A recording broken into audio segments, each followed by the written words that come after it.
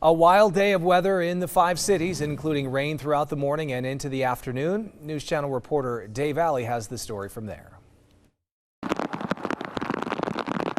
Another round of stormy weather drenches the Central Coast. It was buckets. It was the worst rain. It was a lot of rain.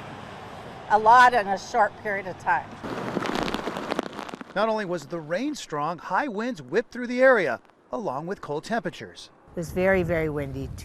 Almost too windy to walk the dog this morning. For some parts of Arroyo Grande and Oceano, people who live around the creek and the levee are once again under an evacuation warning. You hear that big loud noise over your phone and know, okay, get another warning. It's that time. Lopez Lake is literally within inches from spilling for the first time in 25 years. A tremendous sign of how this reservoir has been able to completely refill in just 3 months. But at the same time, it also does bring some concerns about the potential for flooding down the Arroyo Grande Creek. It's a little scary. So we're all just packed and ready to go in case we get evacuated. All day long, the weather fluctuated. Rain and wind at times, as well as thunder and lightning. And then unexpectedly switching to bright, sunny blue skies. It went from rainy and cloudy and windy to all of a sudden, it was like somebody turned the light on and the sun came out. I was looking for rainbows because it was such a quick change.